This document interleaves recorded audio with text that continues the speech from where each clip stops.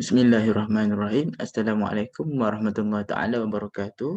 Selamat pagi kepada Dr. Siti dan juga rakan-rakan sekalian. Okey, hari ini saya akan membincangkan soalan 15, iaitu apakah yang membentuk pelanggaran tugas dalam profesyen perubatan. Okey, jadi kita perlu tahu bahawa berkenaan elemen-elemen kecuaian dalam bidang perubatan, iaitu terdapat 3 elemen yang plaintiff perlu buktikan. Yang pertama ialah tugas untuk berhati-hati, yang kedua pelanggaran tugas, yang ketiga ialah kerosakan. Tugas untuk berhati-hati ini ialah duty of care, iaitu plaintiff perlu buktikan bahawa defendant ini ada kewajipan berjaga-jaga terhadapnya, iaitu doktor itu perlu lakukan tugas seperti mana yang sepatutnya terhadap plaintiff. Untuk pelanggaran tugas iaitu breach of duty, doktor tersebut ada tugas. Jadi plaintiff ni perlu buktikan bahawa terdapat pelanggaran tugas yang telah dilakukan oleh doktor tersebut. Untuk damages iaitu kerosakan, telah berlaku, iaitu plaintiff perlu buktikan bahawa telah berlaku kerosakan dan juga kecederaan pada dirinya daripada segi bentuk kecederaan fizikal, mental dan juga kecederaan ataupun kerosakan dalam bentuk lain-lain. Okey, tugas untuk berhati-hati. Macam mana perlu dibuktikan ataupun macam mana mahu tunjukkan tugas untuk berhati-hati? Yang pertama, kewajipan doktor iaitu doktor perlulah mematuhi amalan, prosedur, kaedah dan juga prinsip-prinsip khusus sama ada secara tersurat ataupun tersirat dalam profesyen tersebut, iaitu dalam profesyen perubatan. Yang kedua ialah pandangan ahli pakar perubatan, iaitu penting untuk pastikan sejauh mana ketepatan tindakan doktor tersebut dalam mematuhi prosedur dan juga prinsip-prinsip yang telah ditetapkan dalam profesyen perubatan. Yang ketiga, doktor juga terikat untuk memelihara kesihatan, iaitu menjaga kesihatan pesakit dari segi fizikal, mental dan segalanya, dan juga bertanggungjawab untuk menjaga etika kerahsiaan, iaitu kerahsiaan maklumat peribadi pesakit.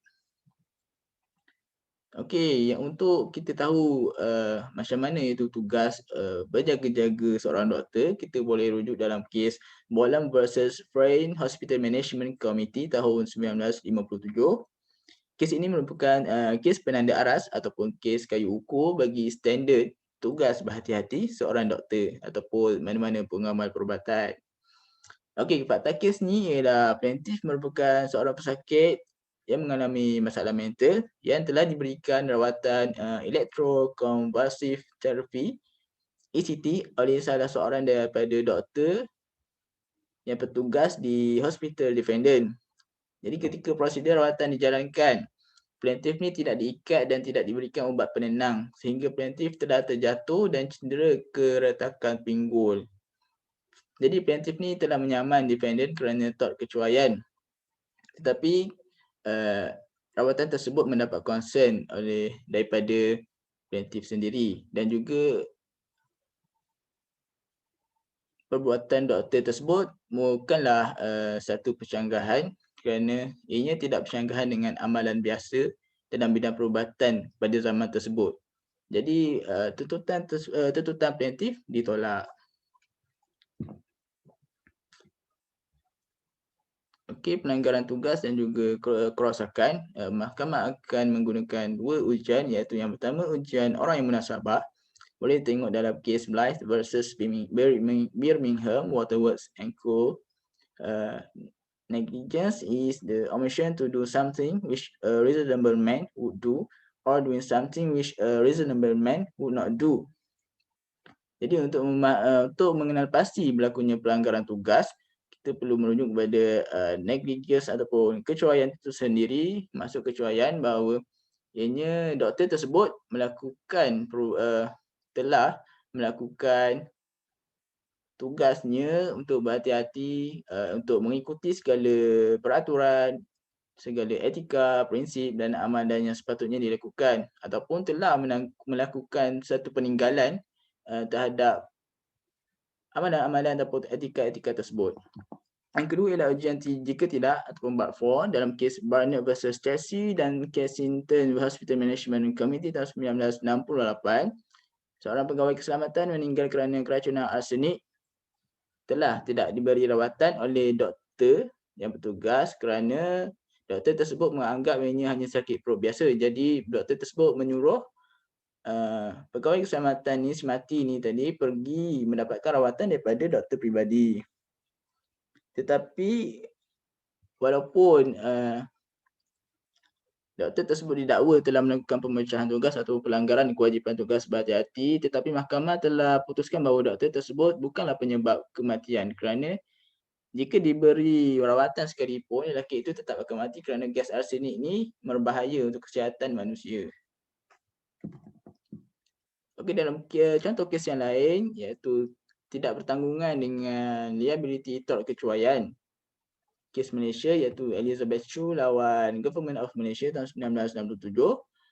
Tiada liability kecuaian jika prosedur yang diambil itu berlainan daripada amalan biasa jika masih dipersetujui oleh badan perubatan profesional. Maksudnya amalan doktor sepatutnya telah selaras di mana-mana tempat sekalipun. Jika seorang doktor itu telah melakukan amalan yang lain tetapi masih dibenarkan ataupun masih berada dalam lingkungan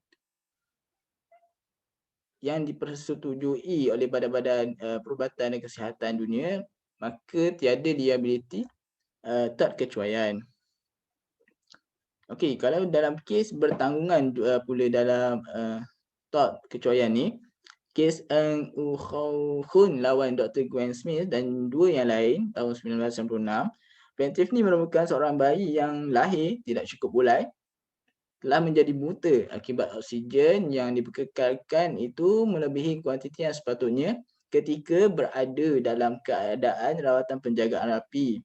Defendant kedua cuai ketika plaintiff di bawah jagaannya kerana tidak mengawal dengan baik kuantiti oksigen dalam inkubator. Defendant kedua ni disabitkan dengan kesalahan atau kecuaian ini disebabkan tidak mengawal kadar ataupun kuantiti oksigen yang diperlukan oleh plaintiff ketika berada dalam jagaannya. Jadi doktor tersebut adalah bertanggungan. Kesimpulannya, pelanggaran tugas berhati-hati perlu dibuktikan bahawa terdapat kewajipan berhati-hati oleh doktor yang terlibat dan juga wujud kerosakan ataupun kecederaan akibat daripada tindakan kecuaian doktor tersebut.